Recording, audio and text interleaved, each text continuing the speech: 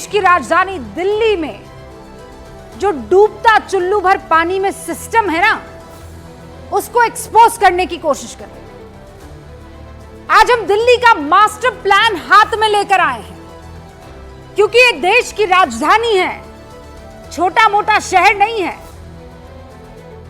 यहां पूरे देश की 140 करोड़ आबादी के लिए नीतियां निर्धारित होती है। आज की तारीख में भी दिल्ली में 750 से ज्यादा सांसद मौजूद है जब मैं आपसे बात कर रही हूं। यानी देश भर के सबसे ताकतवर नेताओं का जमावड़ा इस वक्त जब मैं आपसे मुखातिब हूं दिल्ली में मौजूद है। क्यों? क्योंकि संसद है। संसद में बहुत मसलों पर चर्चा हो रही है, इस मसले पर भी चर्चा। संसद का बजट सत्र चल रहा है, लेकिन इसी राजधानी में देश के 3 अलग अलग राज्यों से आए यूपीएससी एस्पायरेंट्स बेसमेंट में बारिश के पानी में डूब के मर जाते हैं।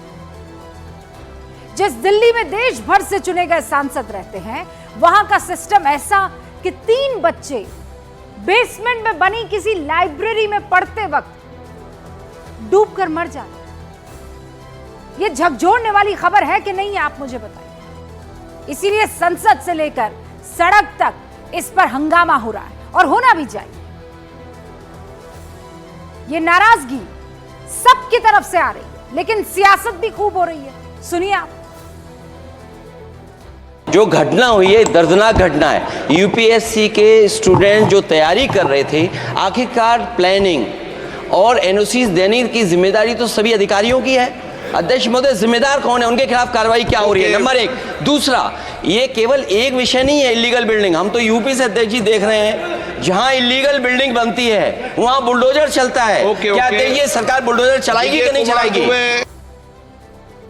मैं ना बीजेपी और आम आदमी पार्टी की आलोचना में पूरे देश के बच्ची जो 60% बिहार के एसएससी यूपीएससी करने आते हैं या बाहर कोटा, लगातार हमारे कोचिंग, अध्यक्ष महोदय, लगातार कोचिंग का मानक गाइडलाइन गवर्नमेंट के द्वारा नहीं होना, सुरक्षा की व्यवस्था नहीं होना, ये नाराजगी है, ये दुख है और सिस्टम से सवाल है। लेकिन सच्चाई इस हंगामे में कहीं दब गई है, आप समझिए। गूंज में आप जानते हैं सिर्फ तथ्यों की बात होती है। तथ्यों के साथ सच्चाई से आपको रूबरू करवाने का मकसद है।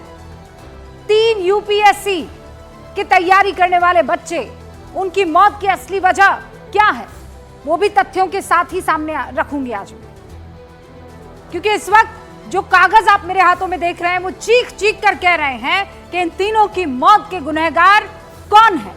बिना कागज के सच को सच माना नहीं जाता, और इसीलिए हमने दिल्ली में हुई इस घटना की असल वजह जानने की कोशिश की। सीधे तौर पर दिख रहा है कि दिल्ली में इस हादसे की सबसे बड़ी वजह बारिश के पानी का इकट्ठा होना है।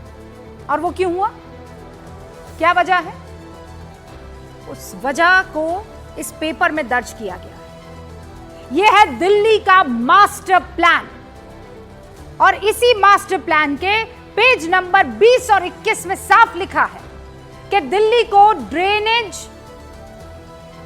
के जो ये पुराने यहां पर मापदंड अपनाए गए उससे बचाना है। दिल्ली का ड्रेनेज दशकों पुराना है। इसकी क्षमता सिर्फ 50 mm बारिश झेलने की है, जो 1976 में तैयार हुआ था। 1976 में दिल्ली की आबादी कितनी थी, मुझे बताइए आप? महज 60 लाख। दिल्ली की मौजूदा संख्या क्या है जब मैं आपसे बात कर रही हूं? लगभग 2.5 करोड़। 60 लाख के आबादी के लिए बना ड्रेनेज सिस्टम 2.5 करोड़ की आबादी को कैसे झेल पाएगा, आप मुझे बताइए।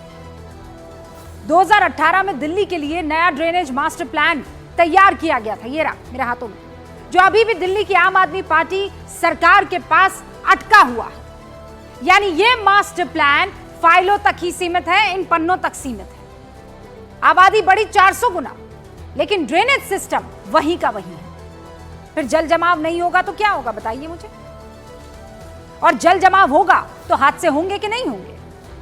दिल्ली को शर्म से डुलिए, ये है वो अधिकारियों की लापरवाही जो जान के दुश्मन बने बैठे हैं दिल्ली वालों के। मॉडल बिल्डिंग बायलॉज 2016, वो पन्ने भी हमारे पास हैं। मॉडल बिल्डिंग बायलॉ 2016 के मुताबिक पहली बेसमेंट सिर्फ सर्विसेज, पार्किंग और उन चीजों के लिए इस्तेमाल की जाएंगी जिसकी इजाजत पहले से ली गई हो। लेकिन 2021 में बनी राव कोचिंग की बिल्डिंग ने जब एमसीडी से एनओसी ली, तब यह बताया गया कि बेसमेंट का इस्तेमाल पार्किंग या स्टोरेज के लिए किया जाएगा। लेकिन वहीं लाइब्रेरी को बना दिया गया। जिम्मेदारी यह होती है कि किसी ने अगर गलत जानकारी देकर एनओसी ली है तो उसे दोबारा जाकर चेक किया जाए। और एनओसी को क्या खुली है, एमसीडी ने कार्रवाई की है, जूनियर इंजीनियर को बर्खास्त कर दिया है। बहुत अंदर ये दोनों इंजीनियर काम करते हैं। उसका क्या हुआ? दिल्ली में 3 सरकारें हैं। एमसीडी में आम आदमी पार्टी, उसकी सत्ता, दिल्ली सरकार में आम आदमी पार्टी की सत्ता, और दिल्ली केंद्र शासित प्रदेश। अब पार्टी ने इस पूरे मामले में कसूरवार भारतीय जनता पार्टी को ठहराया है। और क्यों, वो आपको सुनना चाहिए। वीडियो शिकायत के साथ मैंने प्रिंसिपल सेक्रेटरी अनबरासू जी को भेजी। आज तक कोई कार्रवाई नहीं उसके ऊपर। आज तक मुख्य सचिव को बोल रहे हैं, वो कार्रवाई नहीं कर रहे, वो कार्रवाई नहीं कर रहे। काम ठेकेदार कर रहे हैं, पेमेंट ठेकेदारों को हो रही है, करोड़ों की ठेकेदारी हो रही है। तो कौन जिम्मेदार है? मैं भारतीय जनता पार्टी से पूछना चाहता हूं। मैंने तो एमएचए तक को बता दिया, गृह मंत्रालय को भी लिख के बता दिया कि ये चल रहा है दिल्ली के अंदर, तो भी एमएचए ने कोई कार्रवाई नहीं की। तो भी एमएचए ने जो है इसी मुख्य सचिव को दोबारा से 3 महीने का एक्सटेंशन दे दिया। तो सब मिले हुए। अब बीजेपी कह रही है कि एमसीडी पर आम आदमी पार्टी काबिज है, तो जिम्मेदारी उसकी है। कि ये अपने आप में एक लापरवाही नहीं, बल्कि ये एक प्रकार का एक आपराधिक कृत्य है, एक प्रकार की क्रिमिनल नेग्लिजेंस है, जिसमें जानते बूझते बच्चों को उस हद तक उनके जीवन को खतरे में डालने के तक ले जाया गया। अब ये तो आरोप प्रत्यारोप की बात है ना, हकीकत आपको हमने बता दी है।